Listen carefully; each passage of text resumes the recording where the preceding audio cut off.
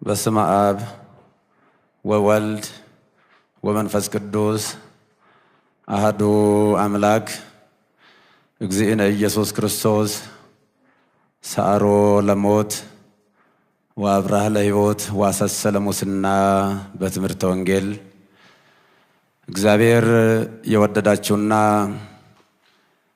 በእውነቱ የተከበራችሁ ራሳችሁን ለአገልግሎት ያዘጋጃችሁ የእግዚአብሔር ልጆች እንደምሰነበታችሁ ቅድመ ዓለም የነበረ ማዕከለ ዓለም ያለ ዓለምን አሳልፎ የሚኖር ተቀዳሚ ተከታይ የሌለው ዋሕደ ባሕርይ አምላካችን ልዑል እግዚአብሔር ከዚህ ስላደረሰን ለስም አጠራሩ ክብርና ምስጋና ይግባው።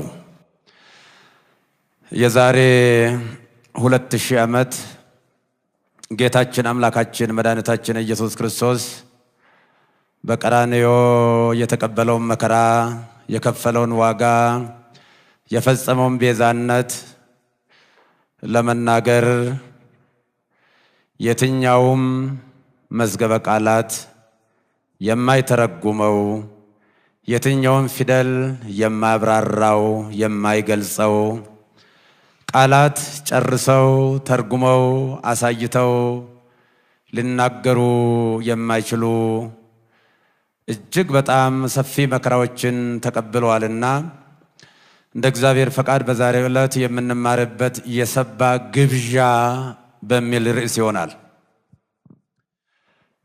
ወይገብር እግዚአብሔር በዝንቱ ደብር ለኩሉ ሕዝብ ከመ ይብልዑ መግዚአ ስቡሐ ወመስዋዕተ ስሙረ። እነሆ አምላካችን ልዑል እግዚአብሔር የሰራዊት ጌታ በዚህ ታላቅ ተራራ የሰባ ግብዣን ያደርጋል። ትንቢተ ኢሳይያስ ምዕራፍ 25 ቁጥር 6 ላይ ያለው የእግዚአብሔር ቃል ነው። እነሆ የሰራዊት ጌታ እግዚአብሔር ለሕዝብ ሁሉ የሚሆን በዚህ ተራራ ላይ የሰባ ግብዣን ያደርጋል። ያረጀ የከረመ የቆየ የወይን ግብዣም ያደርጋል።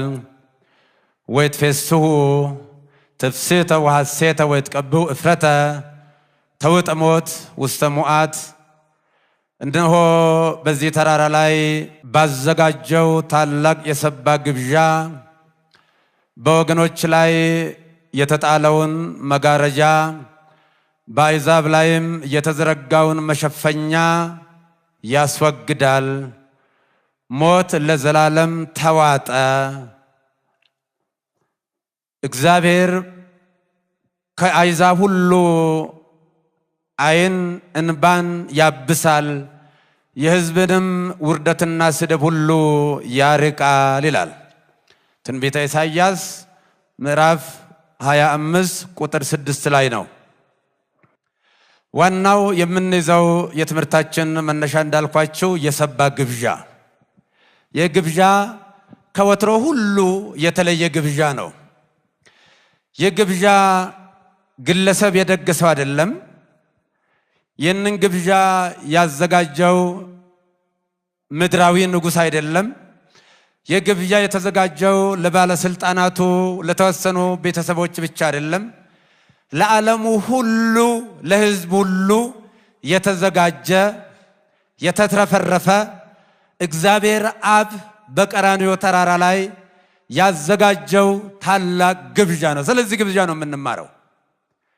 የግብዣ ደግሞ ጾታ የማይለይ፣ ጎሳ የማይለይ፣ የኑሮ ደረጃ የማይለይ ሕዝብና አሕዛብን ያስተባበረ የተዘጋጀው በሜዳ ላይ አይደለም።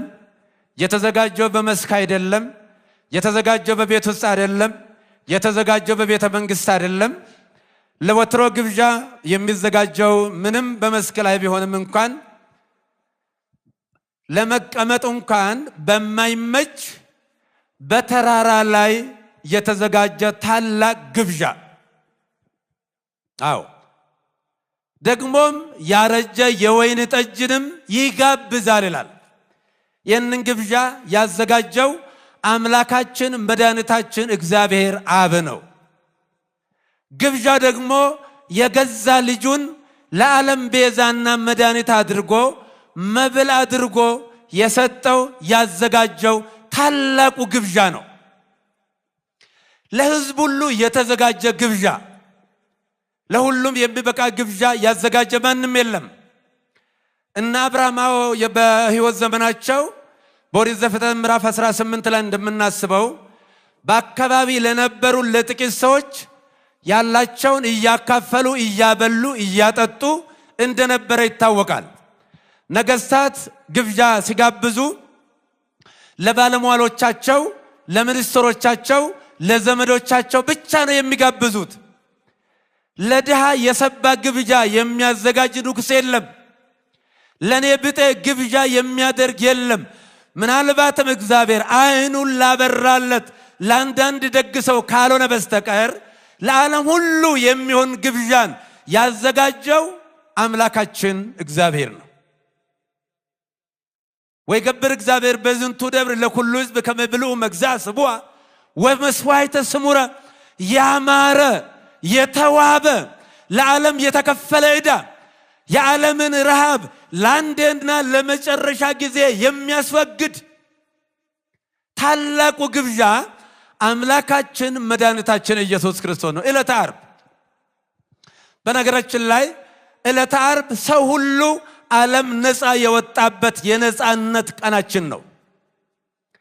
ከመርገመ ሥጋ ከመርገመ ነፍስ የተዋጀንበት የተገዛንበት እግዚአብሔር የመጨረሻ ፍቅሩን ለኛ ያሳየበት ታላቅ የድል ቀናችን ነው ዕለተ ዓርብ። ዕለተ ዓርብ ማለት በአጭር ቃል ለመግለጥ በአሁናዊ የጊዜ ቀመር ውስጥ የምትኖር ትላንት ያልነበራት ነገም የማይኖራት ሰማይን ምድር ላይ ቀራንዮ ዛሬ ላይ የምታመጣ የሰው ልጅ ሁሉ መዳን የተፈጸመባት ታላቅ ቀን ነች። እኛ ቀኗን አይደለም፣ የቀን ጌታ የጊዜ ጌታ በጊዜ በሁኔታ በቦታ የማይወሰን አምላካችን መድኃኒታችን ኢየሱስ ክርስቶስ በቀራንዮ ራሱን የደገሰበት ብሉኝ ጠጡኝ ብሎ ራሱን የሰጠበት ታላቅ ቀን ነው። አልቦ ዘአብ ወይሄይስም ፍቅር ከመዘሜጡ ነፍሶ ቤዛ ነፍሰ ቢጹ። የገዛ ነፍስን ለበጎቹ አሳልፎ ከመስጠት የበለጠ ፍቅር ለማንም የለውም ይላል። የገዛ ነፍሱን አሳልፎ የሰጠን የሞተልን የተሰቀለልን በሞቱ ሞታችንን የገደለበት እኛን ነፃ ያወጣበት እግዚአብሔር አብ የገዛ ልጁን በቀራንዮ ተራራ ላይ የደገሰበት። አቤት እግዚአብሔር እንዴት ያለ የደግ ነው! እንዴት ቢወደን ነው የገዛ ልጁን ለኛ አሳልፎ የሰጠበት። ያ በረሃብ ተቃጥሎ የነበረውን በጥማት ተቃጥሎ የነበረውን ዓለምን ያረካበት ያጠገበበት ያስደሰተበት ያረጀውን የከረመውን የወይን ጠጅ ግብዣ እግዚአብሔር ያደርጋል ይላል። የከረመ የቆየ የዘገየ አንዴ ከተጠጣ ድጋሜ የማያስጠማ አንዴ ከተበላ ድጋሜ የማያስርብ ለዘላለሙ ሐሴትን ያደርጉ ዘንድ ይላል። ወትፈስቱ ትፍስተ ወሐሴተ ይላል። ፍጹም ሐሴትን ያደርጉ ዘንድ። ልብ በሉ፣ ሐሴት ማለት እግዚአብሔራዊ ነው፣ መንፈስ ቅዱሳዊ ነው። በሁኔታ የማይወሰን መከራ የማይቀይረው ታላቁ ዘላለማዊ እግዚአብሔራዊ መንፈስ ቅዱሳዊ ነው።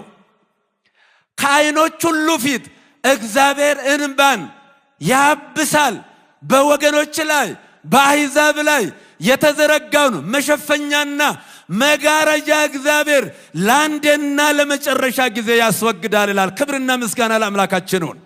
አዎ በአሕዛብ ላይ በወገኖች ላይ የተጣለው መጋረጃ በቀራንዮ ላይ በተሰቀለ ጊዜ ነፍሱን አሳልፎ በሰጠ ጊዜ በሰው ላይ ያለውን ውርደቱን ሁሉ አስወግዶ ዓለማችንን እግዚአብሔር ወልድ ነፃ አውጥቷል።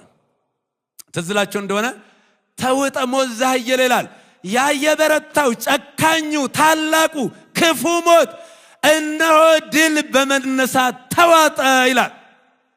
አዎ ድል በመነሳት ተዋጠ ሰጠመ አይልም ጠለቀ አይልም ተዋጠ ማለት ምን ማለት ነው? በቀላሉ ብዙዎቻችሁ ታውቃላችሁ ብዬ አስባለሁ። ቤርሙዳ የሚባለውን ትራንግል ታውቁት እንደሆነ በታሪክ ያ ማለት በዛ ላይ የትኛውም የጦር ጀት በዛ ላይ ማለፍ አይችልም። ፍጡነ ድምጽ ሃይፐርሶኒክ ቢተኮስ በቤርሙዳ ትራንግል አቅጣጫ ቢተኮስ በተአምር ማለፍ አይችልም፣ ይውጣል። የመዋጥ አቅሙ ከፍተኛ ነው። የዋጣውን ደግሞ በተአምር አይመልስም። ብዙ አውሮፕላኖች፣ ብዙ ተመራማሪዎችን፣ ብዙ መርከቦችን ውጧል። ለዘላለም ሲውጥ ኖሯል። የባህር አዙሪት እስካሁን ድረስ ዓለማችን ከትንሿ አቶም እስከ ታላቁ ጋላክሲ ያለውን ተመራምራ እንዲህ ብላ መናገር ብትችልም ስለ ቤርሙዳ ትራንግል ግን ልትነግረን አትችልም፣ አልደረሰችበትም። ልክ እንደዚህ ሁሉ ይሄ ምን ማለት ነው? ከፍተኛ ኃይል ያለው ማለት ነው እኮ። ድል በመነሳት ተዋጠ። ሞትን የዋጠ ሞት የጌታችን የአምላካችን የኢየሱስ ክርስቶስ ሞትን የዋጠ ሞት፣ የሞትን ክንዱ ብርት የሰበረ ሞት፣ በማዳኑ ተረፈ ደዌ የሌለበት ሞት እንዳለው የተረዳነው በጌታችን በአምላካችን በኢየሱስ ክርስቶስ ሞት ነው። ክብርና ምስጋና ለሱ ይሁን። ቅዱስ ጳውሎስ ምን ይላል? ወአመለብሰ ዝንቱ መዋቴ ዘይመውት ውእተ አሚረ ይበጽ ዘተጽፈ ተሰጥመ ሞት ውስተ ሙዓት አይተን ከቀኖት ከሞት ወአይተ መዊኦት ከሲኦል ሞትስ ለኃጢአት ኦሪት።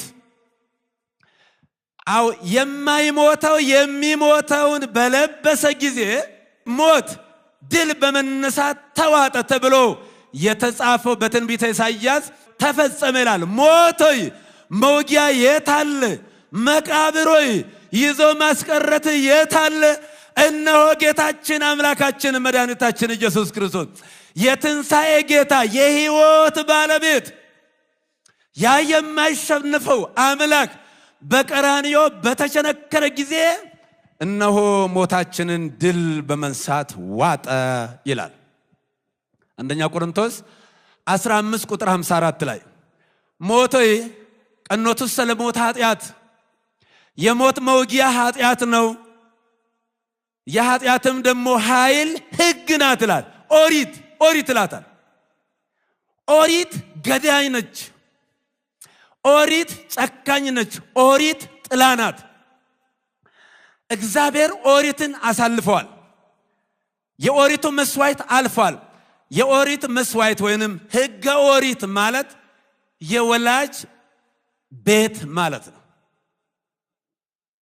የእናት አባት እንደ እናት አባት ቤት የሚቆጠር አንድ ሰው እናት አባቱ ቤት እስከ ተወሰነ ጊዜ ድረስ ነው የሚኖረው እንጂ እድሜ ልኩን ለሱ መኖሪያ ሊሆን አይችልም። በዚህ ዘመን መቼም አንዳንድ ሰነፎች 50 40 60 እስኪሞላቸው ድረስ ወላጆቻቸው ላይ ተዘብዝፈው የሚቀመጡ ራሳቸውን የማይችሉ ሰዎች አሉ። ነገር ግን የእናት አባት ቤት መቆያ ነው። ጊዜያዊ ነው፣ ዘላለማዊ አይደለም። እናንተም ብትሆኑ የየራሳችሁን ቤት ትይዛላችሁ፣ ትዳር ትይዛላችሁ፣ የየራሳችሁን ጎጆ ትቀልሳላችሁ። ኦሪት ማለት ጊዜያዊ ነች፣ ኃላፊ ጠፊ ነች። በሌላ አነጋገር ኦሪት ማለት የዋዜማ ድግስ ናት። ዋዜማ ታውቃላችሁ? የበዓል ዋዜማ ሲቆም ምስጋና ማህሌት ይቆማል፣ ድግስ ይደገሳል። ነገር ግን ዋዜማ ማለት ፍጹም በዓል ነው ማለት አይደለም። የበዓሉ መግቢያና ማመልከቻ ነው። የእስራኤል ትልቁ ችግራቸው የኦሪቱን የዋዜማ ድግስ ከበቂ በላይ በልተው ሆዳቸው ስለሞላ ታላቁ የአዲስ ኪዳን በዓል አምልጧቸዋል። እኔ በጣም ነው የሚገርሙኝ። ዛሬም ኦሪት ላይ ተቸክለው የቀሩ በጽድቄ በገድሌ በትሩፋቴ ድናለሁ ብለው እንደ ኩራት የሚናገሩ የእግዚአብሔር ልጅ ደም የዘጉና የዘነጉና የረሱ ብዙዎች አሉ። ይህንን ታላቁን የሰባ ግብዣ ከዚህ መመገብ ያቃታቸው አሕዛብ እነሱ ጽጌረዳ ወሶኩስ ተርፈ በአበባ አይሁድ። አሕዛብ የጽጌረዳ አበባን ገንዘብ አደረጉ፣ አሸተቱ። እሾሁ ግን በአይሁድ ዘንድ ቀረ ይላል። እኛ እሾህ ላይ አይደለንም፣ አበባ ላይ ነን እኛ። እነሱ ሁል ጊዜ የሚያሳስባቸው አምላካችን ኢየሱስ ክርስቶስን በዛሬው ዕለት በመስቀል ላይ ሲሰቅሉ፣ እኔ መቼም የአይሁድ ከክፋታቸው ደግነታቸው በጣም ይከፋል። ከክፋት የከፋ ደግነት ምን አሉ? ውሃ ጠማኝ ባለ ጊዜ እስኪ ስጡን መራራ ሐሞት፣ ኮምጣጣ ሐሞት፣ ጉሮሮን የሚሰነጥቅ መራራ ሐሞት አቀረቡለት። ይሄ ብቻ አይደለም የሚገርማችሁ፣ እሱም በመስቀል ላይ እየሰቀሉ በጦር እየወጉ የለም የልብስ መቀደድ የለበትም መካፈል ለዘረከቦ ይርከቦ ይህን የመሰለ ልብስ ስረወጥ የሆነ ልብስ መቀደድ የለበትም፣ ይልቁንም ለደረሰው ይድረሰው ብለው በልብሱ ላይ ዕጣ ተጣጣሉ። እሱን እየሰቀሉ እየገደሉ እየወጉ እያዋረዱ በፊቱ ላይ ምራቅ እየተፉ፣ ያ ማለት አንገት ቆርጦ ለግንባር እንደመጨነቅ ማለት ነው። አይን አጥፍቶ ለቅንድብ እንደመጨነቅ ማለት ነው። እግር ቆርጦ ስለ ጫማ እንደማሰብ ማለት ነው። እነሱ እዛ ፍርፋሪ ላይ ነው የሚጣሉት፣ ጨርቅ ላይ ነው የሚጣሉት። እኛ የጨርቅ ጉዳይ ሊያነጋግረን አይችልም። እኛ ጨርቅ ላይ አይደለንም፣ ዋናው ላይ ነው፣ መድኃኒቱ ላይ ነው፣ ፀሐይ ላይ ነው ያለነው። እኛ በጨረቃና በከዋክብት አንጨቃጨቅም። ዋናው ፀሐይ አምላካችን መድኃኒታችን ኢየሱስ ክርስቶስ እነሆ በቀራንዮ የተደገሰው ታላቁ ግብዣ ስጋዬን ብሉ ደሜን ጠጡ ብሎ የገዛ ሕይወቱን አሳልፎ የሰጠን በእውነት ሌላ ነገር አይደለም እኮ ስጋውን መብላት ደሙን መጠጣት። አሁን አንድ ቀን በግዕዝ የማላስታውሰው ምን ይላል? ጌታ ሆይ እኔን ብትኮንነኝ እኔ እናንተ ተያይዘን ሲኦል እንወርዳለን ይላል። ሲኦል እንወርዳለን ለምን ያልክ እንደሆነ በወልድ ያመነ የዘላለም ሕይወት አለው ብለሃል። ስጋዬን የበላ ደሜን የጠጣ የዘላለም ሕይወት አለው ብለሃልና ወይ ከኔ ጋራ ወይ ለራስ ስትል ወደ ገነት ትወስደኛለህ ወይ ለቃል ስትል ከኔ ጋራ ይላል። እውነቱን እኮ ነው። የታመነ አምላክ ነው እግዚአብሔር። ስለዚህ ምን አለ? ተውጠ ሞት ዘሃየለም ለሺህ ዘመናት የበረታው ሲገል የነበረው ሞት እስመ ደቂቅ ተሳተፉ በሥጋ ወደሙ እቱን ተሳተፈ በዝንቱ ወከመ ቢጾሙ ኮነ ሎሙ ከመ በሞቱ ይሰዓሮ ለመላከ ሞት ዘውቱ ሰይጣን ወይርፎሙ ለኩሎሙ እለ በፍርሃተ ሞት ተኮነኑ። ልጆቹ በሥጋና በደም ተካፈሉ። እነሆ የእግዚአብሔር ልጅ የሰው ልጅ ሆኗልና ባለ በዘመናቸው ሞትን በመፍራት በባርነት በስቃይ የነበሩትን ያሳርፍ ዘንድ ነፃ ያወጣ ዘንድ እነሆ የሞትን አለቃ ዲያብሎስን ሻረ፣ ገደለ ይላል። ክብርና ምስጋና ለአምላካችን ነው። የሞትን አለቃ የሞት አለቃ የሞተው በጌታችን በአምላካችን በመድኃኒታችን በኢየሱስ ክርስቶስ ሞት ነው። ዕብራውያን ምዕራፍ 2 ቁጥር 14 ላይ ሐዋርያው ቅዱስ ጳውሎስ ባለ በዘመናቸው በባርነት በፍርሃት የነበሩትን ሁሉ ያሳርፍ ዘንድ እነሆ የሞትን አለቃ በሞቱ ገደለ ይላል። በሞቱ ገደለ ይላል። ስለዚህ አምላክ ከሰው ወገን ሰውን ማዳን የቻለ አልነበረም። መላእክት አሁን ብዙ ሰው የሚከራከረው ለምንድነው መላእክት እኛን ማዳን ያቃታቸው? በብሉይ ኪዳን የነበረው የቅዱሳን ጸሎታቸው፣ መስዋዕታቸው፣ አገልግሎታቸው፣ ቅድስናቸው እንኳን ሌላው ሊያድን እነሱንም ሊያድን አልቻለም። ይሄ የታመነ የወንጌል ቃል ነው። ሰውን ማዳን የሚችለው ሰሪው ብቻ ነው። አንዳንድ ዕቃዎች ታውቃላችሁ፣ ልክ ያ አምራቹ ፋብሪካ ብቻ ነው ጥገና የሚያደርግለት። ሌላ ቦታ አይድንም፣ አይታከምም፣ አይጠገንም። አምራቹ ፋብሪካ ብቻ ነው። አንዳንድ በጣም በዓለም አቀፍ ደረጃ ውድ የሆኑ የደህንነት መሳሪያዎች የሚጠገኑት በአምራቹ ኩባንያ ወይንም ካምፓኒ ነው። እንደዚህ ሁሉ ሰውን ማዳን የሚችለው ሰሪው ፈጣሪው የእግዚአብሔር ልጅ እንጂ ፍጡርን ማዳን አይችልም።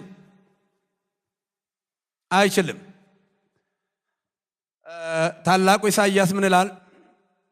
አኮ በመልአክ ዋኮ በተንባል አላለሉ ይመጽእ ወያድኅኖሙ እስመ ውእቱ ያፈቅሮሙ ወቤዞሙ ወአክበሮሙ በኩሉ መዋዕሊሆሙ ለዓለም። በመልአክ አይደለም፣ በአማላጅ አይደለም፣ እሱ ራሱ የእግዚአብሔር ልጅ መጥቶ ያድናቸዋል ይላል። እሱ ለዘላለም ይወዳቸዋል። ወአክበሮሙ ለዘላለም ያከብራቸዋል። ቤዛ ሆናቸው፣ ተሸከማቸው ይላል። ፍጡር ቤዛ መሆን አይችልም። ይግባችሁ። ቤዛ ማለት ስለሌላ ተላልፎ መሰጠት ማለት ነው። ነይ እምዬ ማርያም ቤዛ ነሽ አሉ ለዓለም። እመቤታችን ቤዛ አይደላችም። ቤዛ ልጇ ነው። አትደንግጡ። ቤዛ ልጇ ነው። ነይ ቤዛ ነሽ አሉ ለዓለም ተብሎ አይሰበክም። ቤዛ ተቀዳሚ ተከታይ የሌለው አንድ የእግዚአብሔር ልጅ ብቻ ነው። መጽሐፍ ቅዱስ አውጡ ዕብራውያን ምዕራፍ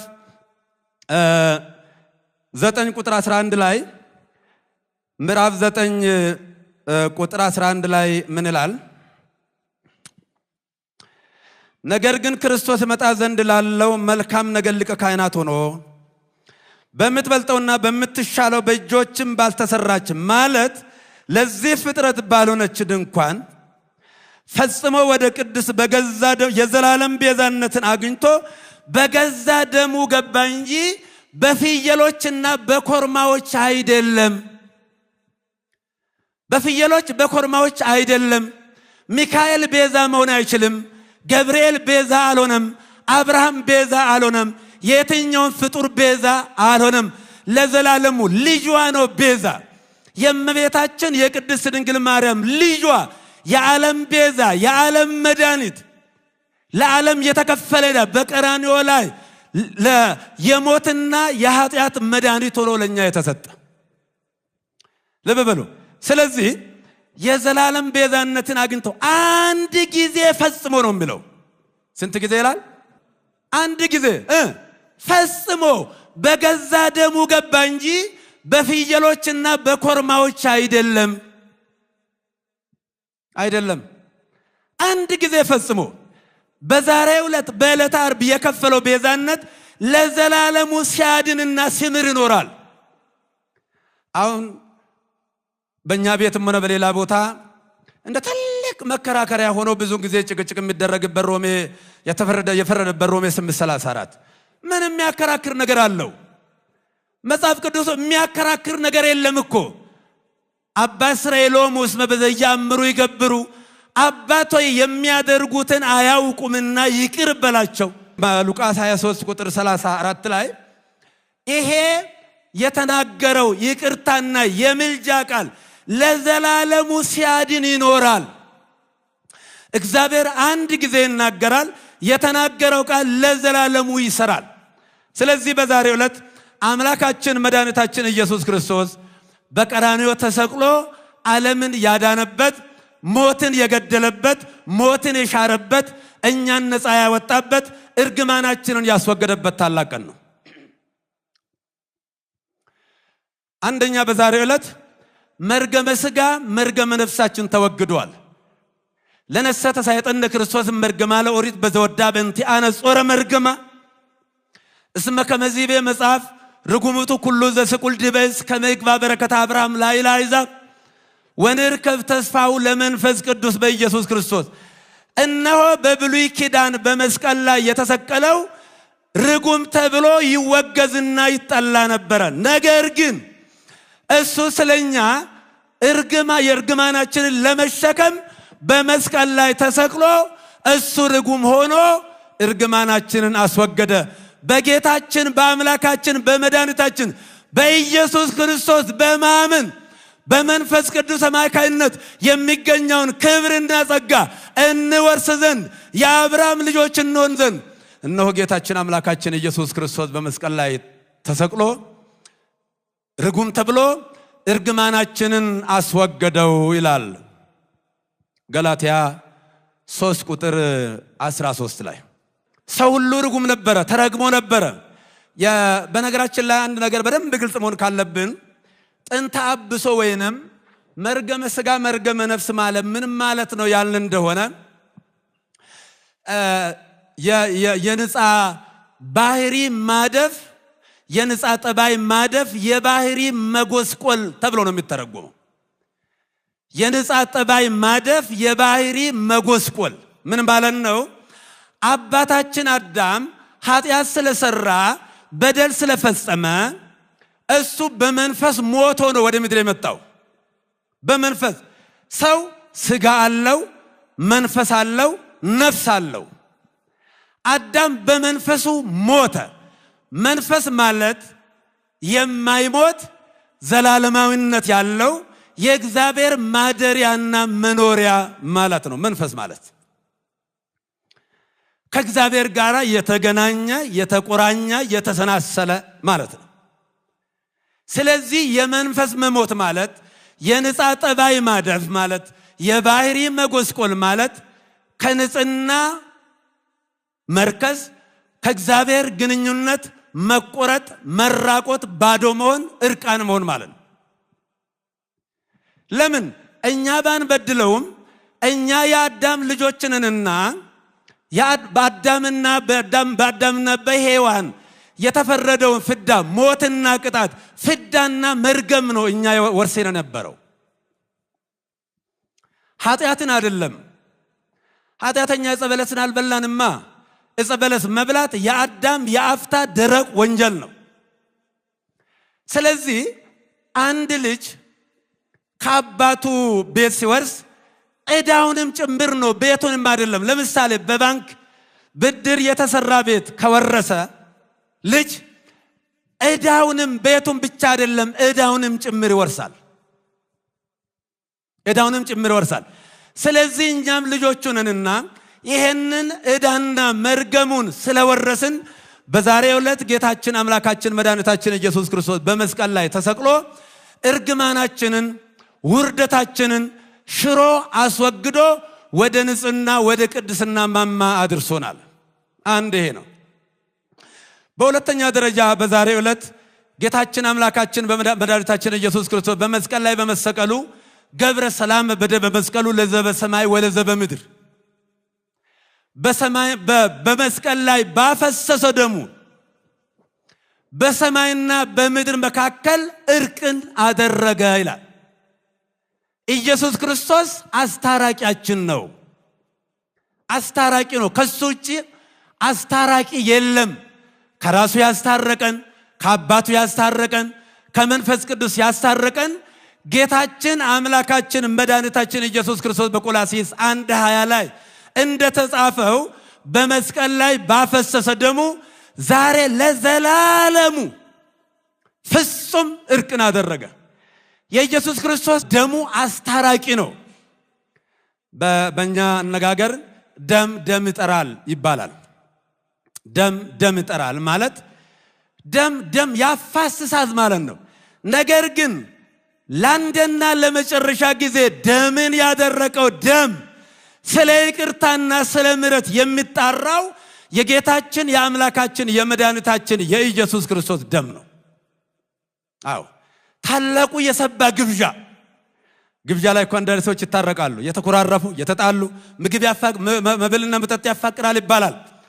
ስለዚህ በቀራንዮ ላይ የተደገሰው ታላቁ ግብዣ የተጠመቀው የከረመው ያረጀው ታላቁ የወይን ጠጅ ዛሬ በሰማይና በምድር መካከል እርቅን አስፈጸመ። በመጽሐፈ ኪዳን ላይ ወአረቀ ማእከሌነ በመካከላችን እርቅን አደረገ ይላል።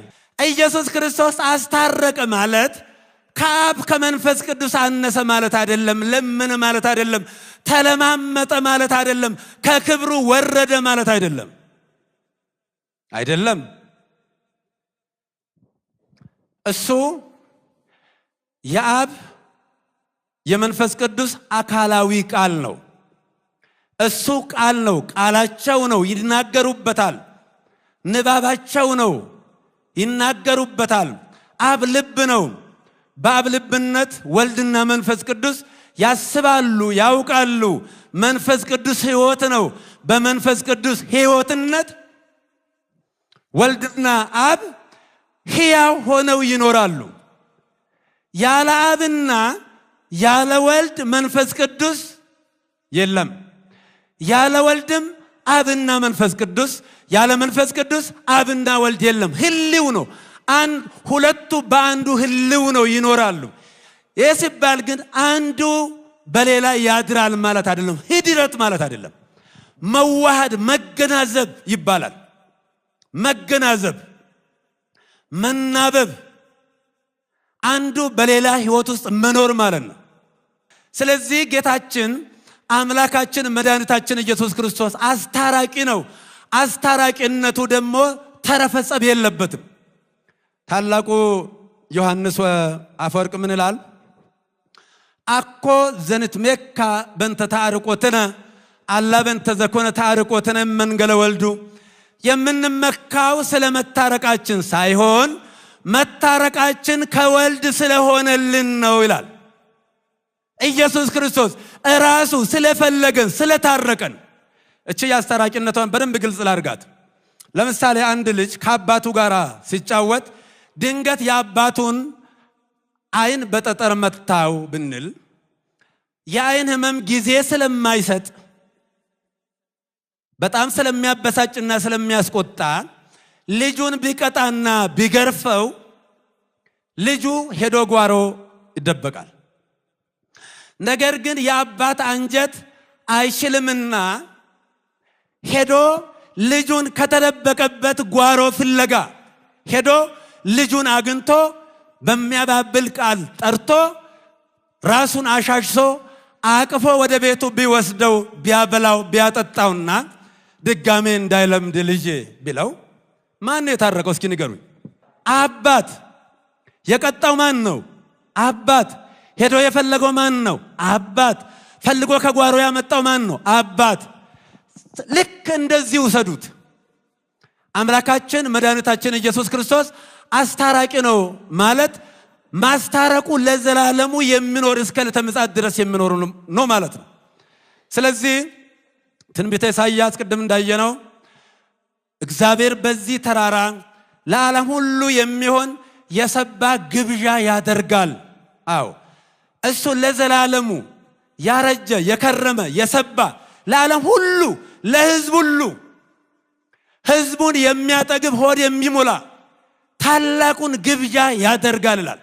በሌላ አነጋገር መስዋዕተ ኦሪት የኦሪቱ የሞት አገልግሎትና መስዋዕት አልፎ ዛሬ ታላቁ የአዲስ ኪዳን መስዋዕት አንዴ በተሰዋ ለዘላለሙ ሲያድን የሚኖር ታላቁ መስዋዕታችን አምላካችን መድኃኒታችን ኢየሱስ ክርስቶስ በቀራንዮ የተሰዋበት ታላቅ በዓል ነው የምናከብረው። ስለዚህ ዛሬ መርገመ ሥጋ መርገመ ነፍሳችን የተወገደበት፣ ልጅነታችን የተመለሰበት፣ የዕዳ ደብዳቤያችንን የደመሰሰበት ነው። ቅድም እንዳልኳችሁ ከጸብ ያለ ሰው ሊያስታርቅ አይችልም። ጸበኛ ማስታረቅ ይችላል? አይችልም። ከጸቡ የሌለ ከምንም የሌለ ፍጹም ሰው ፍጹም እግዚአብሔር የሆነው ጌታችን አምላካችን መድኃኒታችን ኢየሱስ ክርስቶስ እሱ መካከለኛ ሆኖ በሰውና በእግዚአብሔር መካከል አገናኝ ድልድይ ሆኖ በእኛና በአባቱ መካከል ፍጹም እርቅን ፈጸመ። ሁለተኛ ቆሮንቶስ ምዕራፍ 5 ከቁጥር 15 ጀምሮ ምን ይላል? አሐዱ ሞተ ቤዛ ኩሉ በዘወዳ ሞተ ኩሉ ከመይልህ ያዩ አኮለሪሶሙ ዚያዩ ዘንበለለ ዝኩል ዘበንቲያሆሙ ሞተሂ ወሃይ ወሂ ይላል። አንዱ ስለ ሁሉም ሞተ ይላል። ስለ ሁሉም አንዱ ስለ ሁሉም ፈጽሞ ሞተ። በሕይወት የሚኖሩትም ለሱ እንጂ ለራሳቸው እንዳይኖሩ አንዱ ስለ ሁሉ ሞተ ይላል። ስለ ሁሉም የሞተ መሞቱ ብቻ አይደለም የሚያስደንቀው፣ አምላካችን ኢየሱስ ክርስቶስ ገዳዮቹን እንኳን ሳይቀር የሚያደርጉትን አያውቁምና ይቅር በላቸው። ይሄ አስደንቅም። ዳዊት ልበ አምላክ ነው፣ ደግ ነው፣ መልካም ነው፣ የእምነት ሰው ነው። በጣም ዳዊት ምንም ነገር አይወጣለትም፣ እምነቱ ፍጹም ነው። ነገር ግን ያ ልበ አምላክ ተብሎ ብዙ የተባለለትና የተዘመረለት ዳዊት በሚሞትበት ሰዓት አንደኛ መጽሐፈ ነገሥት ምዕራፍ 3 ላይ ስታዩ ምን አለው ልጁ ሰለሞን? ልጄ ሰውን ጥበበኛሁን አዋቂሁን በእግዚአብሔር መንገድ ሂድ ብሎ ከመከረ በኋላ ይሄ ኢዮአብ ያደረገኝን ታውቃለህ። አያችሁት? የፍጡር ጭካኔ። ኢዮአብ ያደረገኝን ታውቃለህ፣ ሽበቱን በሰላም ወደ መቃብር አታውርደው፣ አንተ እንደ ጥበብ አድርግበት። ግደለው ነው። መልአከ ሞት አንዣቦበት እስኪ እገሌን ግደለው ይባላል? አይባልም። ዳዊት ግን ምንም ቢሆን ፍጹም አይደለምና ለልጁ ግድያን አስተምሮ ነው ግደል ብሎ ነው የሞተው። የኛ አባት ግን የይቅርታ አባት ስለሆነ በገዳዮቹ ፊት ገዳዮቹ እየሰሙት ፍጹም እንዳልተቀየማቸው አባት ሆይ የሚያደርጉትን አያውቁምና ይቅር በላቸው። ኖህ አካሄዱን ከእግዚአብሔር ጋር ያደረገ ፍጹም ሰው ነው፣ ከማያ የተረፈ ሰው ነው። ዘፍጥረት 9 ቁጥር 22 ላይ ግን ችግር ባጋጠመው ጊዜ ልጁ ካም ስለበደለው ካምን ረግሞታል እንጂ ይቅር አላለው። ነገር ግን ለዘላለሙ ይቅር ባይ የሆነ አምላካችን መድኃኒታችን ኢየሱስ ክርስቶስ በቀራንዮ ላይ በከፈለው ቤዛነት ለዘላለሙ ሲያድን ይኖራል። አዎ ለዓለም ሰው ሁሉ ሐሴት ያደርግ ዘንድ ፍጹም ድነትን ያገኝ ዘንድ እግዚአብሔር አብ በቀራንዮ ላይ የደገሰው ያዘጋጀው እሱም ፈቃደኛ ሆኖ የተሰዋው አምላካችን መድኃኒታችን ኢየሱስ ክርስቶስ ዛሬ በዓለ ስቅለቱ ስናስብ እሱ ለኛ የዋለውን ውለታ ነው፣ ደግነቱን ነው፣ መልካምነቱን፣ አባትነቱን ነው። አዎ ግርፋቱን መከራውን እያሰብን እንድንኖር ነው። በጥንጂ ስለ ይሁዳ ሺህ ጊዜ ብናወራ፣ ስለ ሰቃዮቹ ስለ አይሁድ ሺህ ጊዜ ብናወራ እሱ ረስቷቸዋል። እሱ የሚያደርጉትን አያውቁምና ይቅር በላቸው ብሏል። ረስቷቸዋል። ስለዚህ ወይ ገብር እግዚአብሔር በዝንቱ ደብር ለኩሉ ሕዝብ ከመብሉ መግዛ ስቡአ ወመስዋዕተ ስሙረ ወይስተይ ወይነ ብሉ ወይትፈሱ ተፍሴተ ዋሴተ። እግዚአብሔር በዚህ ተራራ ታላቅ የሰባ ግብዣን ያደርጋል። ለሰው ሁሉ የሚሆን ግብዣን ያደርጋል። የከረመ የወይን ጠጅ ግብዣን ያደርጋል። ሰው ሁሉ ደስ ይለው ዘንድ በአሕዛብና በሕዝብ ላይ የተጣለውን መሸፈኛና መጋረጃን እግዚአብሔር ያስወግዳል ይላል። ጌታችን አምላካችን መድኃኒታችን ኢየሱስ ክርስቶስ በመስቀል ላይ በተሰቀለ ጊዜ እነሆ የቤተ መቅደሱ መጋረጃ ለሁለት እንደተከፈለና ቤተ መቅደሱ ወለል ብሎ እንደታየ ሁሉ ተዘግቶ ተቆልፎ የነበረው ወደ እግዚአብሔር ይወስድ የነበረው መንገድም ለአንዴና ለመጨረሻ ወለል ብሎ ተከፈተ። ብናዊነ ሞገሱ ሰባትነ በደሙ ለኢየሱስ ማደሰ ለነ ፍኖተ ጽድቅ ወሕይወት ግብተ በመንጦ ላይ ተስጋሁ። ወንድሞቼ በጌታችን በአምላካችን በመድኃኒታችን በኢየሱስ ክርስቶስ በመጋረጃው በስጋ በኩል እንገባ ዘንድ በመረቀልን በአዲስና በሕያው መንገድ ወደ መቅደሱ እንገባ ዘንድ ባለሟልነት አለን ይላል ሐዋርያው ቅዱስ ጳውሎስ። ስለዚህ መንገዱ ተከፈተ፣ አለቱ ተሰነጠቀ፣ ሙታን ተነሱ፣ ፀሐይ፣ ጨረቃ፣ ከዋክብት ጨለሙ። እግዚአብሔር ታላቅ ነገርን አደረገ። ስለዚህ በቀራንዮ ላይ የተደገሰው ድግስ ይህንን መብላት ነው፣ ይህንን መመገብ ነው። ንስሐ ገብቶ እንኳን ለኛ ይቅርና በቀኙ የተሰቀለው ፈያታዊ ዜማንን ታስታውሱታላችሁ። ፈያታዊ ዜማን ሉቃስ 23 ቁጥር 39 ላይ ያለው ተዘከረኒ እግዚኦ አመ ትመጽእ በመንግሥትከ። በጣም ነው የሚወደው ይህን ሰው። እኛ በእንደዚህ አይነት መከራ ተይዘን ሳለን በእውኑ እግዚአብሔርን አትፈራውምን? እኔና እናንተ የሚገባንን ቅጣት ተቀብለናል። ይሄ ግን እኮ ኃጢአት የለበትም። ማን ገለጸለት? ማን ነው ልቡን ያበራው? ማን ነው አይኑን ያበራው? ሌላ ነገር አይደለም። ሰማዋ አባቶ የሚያደርጉትን አያውቁምና ይቅር በላቸው የሚለው ቃል ነው። ሌላውን ድርሰት ተረተውት። ስለዚህ ምን አለ? ተዘከረን እግዚኦ መትመጽእ በመንግስት። ጌታ ሆይ በመንግስት በመጣ ጊዜ አስበኝ፣ አሳስብልኝ አላለም።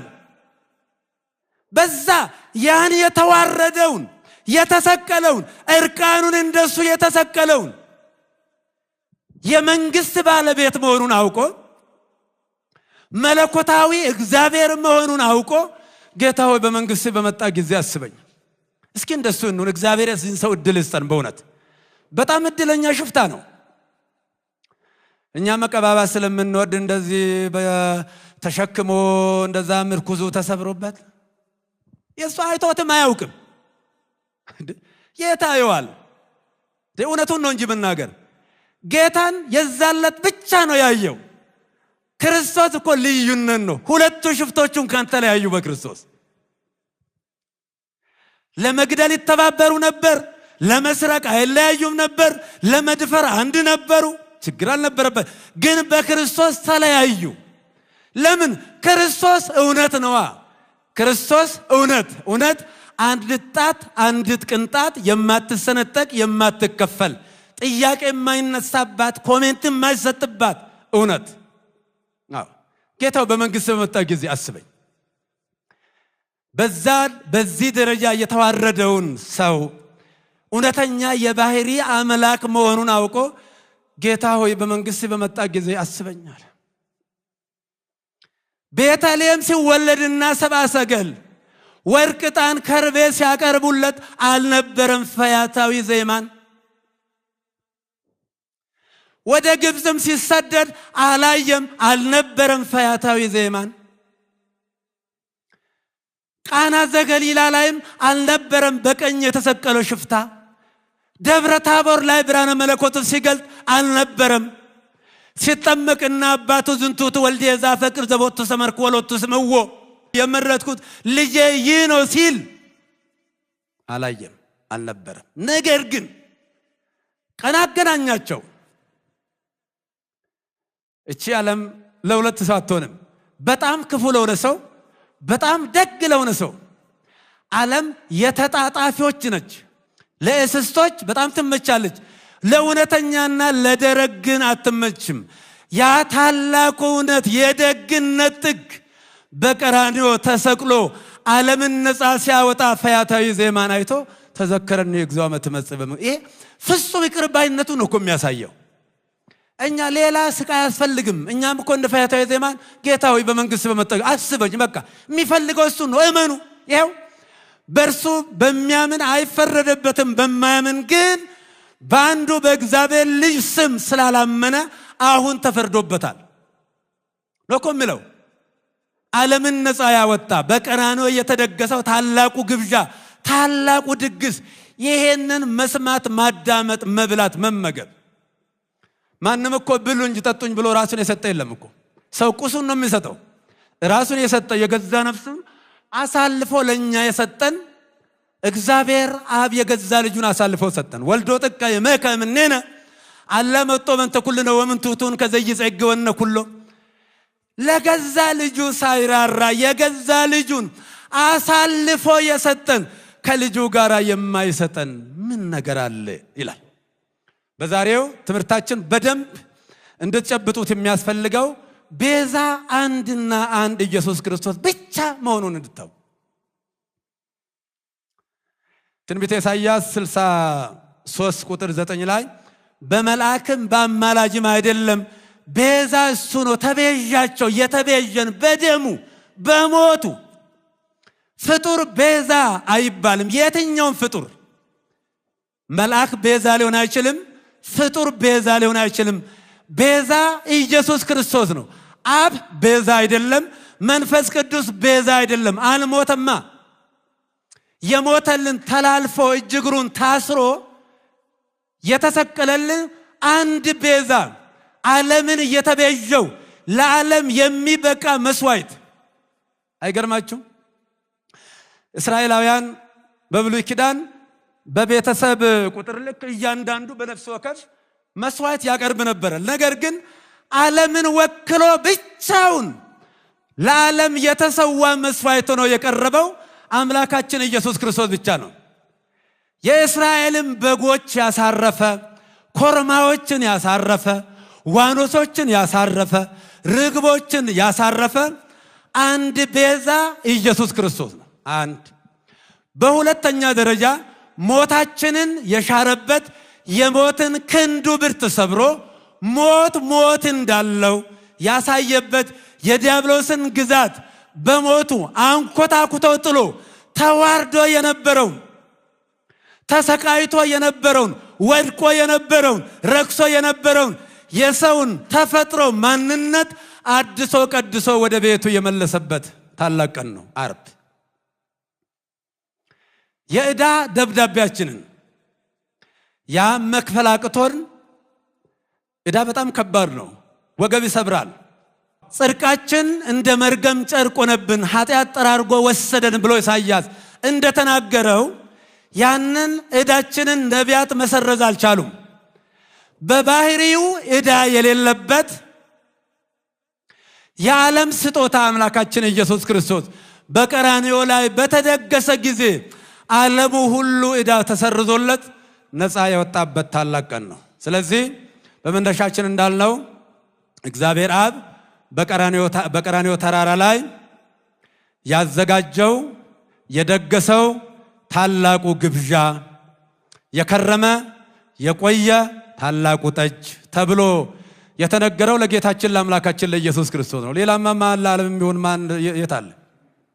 ያውም በተራራ ላይ የተደገሰ ከመትፈሱ ትፍስተ ዋሰተ ወይ ገብሩ ትፍስተ ዋሰተ ሐሴትን ያደርጉ ዘንድ ከሰው ሁሉ እንባን የሚያብስ በአሕዛብ ላይና በሕዝብ ላይ የተጣለና የተጋረደውን መሸፈኛ ቀዶ አስወግዶ ነፃ ያወጣ በእኛና በእግዚአብሔር መካከል የነበረውን የጥልን ግድግዳ አፍርሶ በመስቀሉ በመስቀሉ ስንል ከቅርጽ ያለፈ ነው። መስቀሉ ማለት እኮ መከራው ማለት እኮ ነው። ምን ማለት ነው? መስቀል ኃይላችን ነው፣ መስቀል ቤዛችን ነው ስንል ምን ማለት ነው? የጌታ የኢየሱስ ክርስቶስ መከራው ስቃዩ መስቀል ተብሎ ነው የሚተረጎመው። መከራ መስቀል ቤዛ ነው ስንል ይሄ ቤዛ ሆነልን ማለት አይደለም።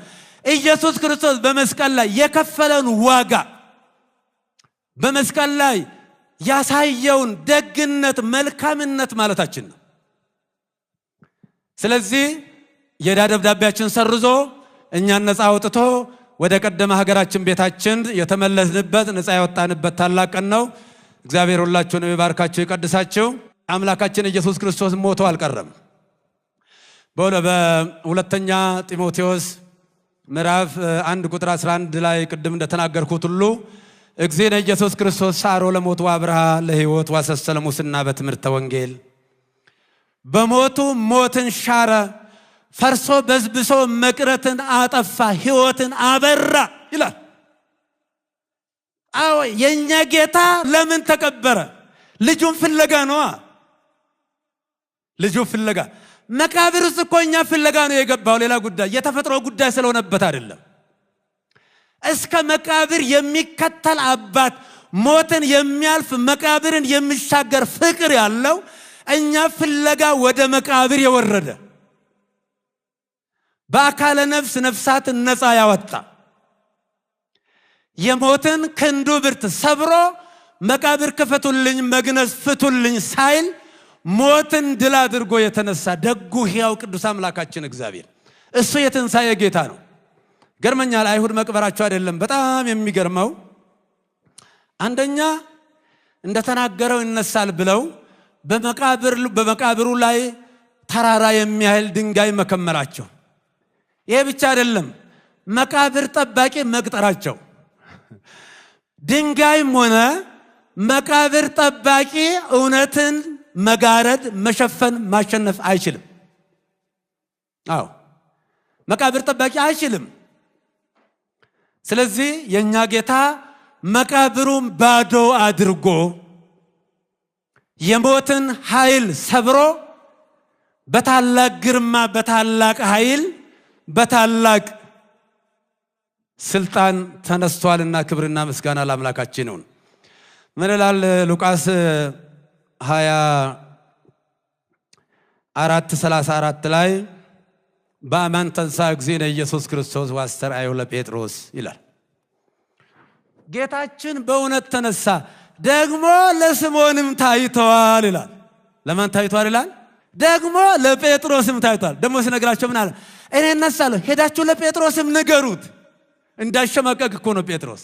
አዎ ሄዳችሁ ንገሩት ለወዳጄ ዶሮ ሳይጮህ 3 ጊዜ ቢክደኝም ፍጹም ይቅር ብዬዋለሁና ሄዳችሁ ለወዳጄ ለጴጥሮስም ንገሩት ብሎ ሞትን ድል አድርጎ ከተነሳ በኋላ እንኳን ገዳዮቹን ለማናደድና ለማበሳጨት በእነሱ ፊት አልተመላለሰም። ከሌሊቱ 6 ሰዓት ላይ ተነሳ። ቀጥታ ወደ ገሊላ ነው ጉዞውን ያደረገው። አይገርምም? የኛ ጌታ ይቅር ባይ ነው። ስለዚህ እሱ ሞቶ አልቀረም። ሞትን ድል አድርጓል።